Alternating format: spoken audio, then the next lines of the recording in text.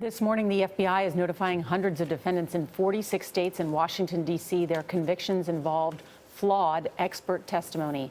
The FBI now admits that nearly every examiner in an elite forensic unit overstated hair matches. The cases include dozens of death row convictions.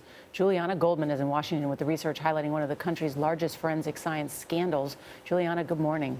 Good morning. The study out today by the Innocence Project and the National Association of Criminal Defense Lawyers shows that hundreds of people were wrongly convicted, all based on FBI agents who gave statements in court that were not based on scientific fact.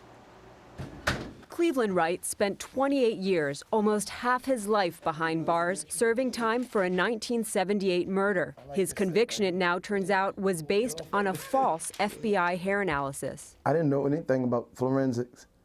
I didn't know too much about law when I got arrested and locked up. But I just knew I was innocent. New data shows he is not alone. The Innocence Project and the National Association of Criminal Defense Lawyers found from the 1970s through 1999, in 268 cases where FBI hair analysis led to a conviction, 257, or 96% of them, had errors in analysis.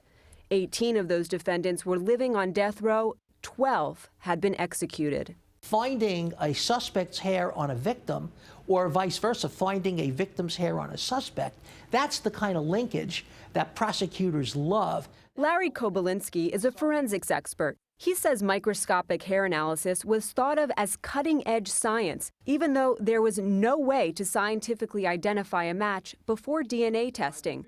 Still, he says if an FBI agent testifies, juries listen. There's a certain aura about FBI agents. They are very sharp and very trustworthy. It doesn't mean that their experimentation was done properly. Wright was exonerated in 2014, but has not been compensated for his 28-year prison term. Still, he remains hopeful for his future and the hundreds of others who may have been wrongfully convicted. I just thank God for the people that's looking into these cases.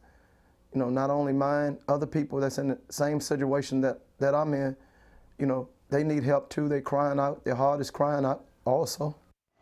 The errors don't mean that there was no evidence of guilt, but defendants may have grounds for appeal. The FBI released a statement yesterday, and in it they say they are committed to ensuring that affected defendants are notified of past errors and will continue to do so until all of the cases are addressed. Charlie? Julianna, thanks.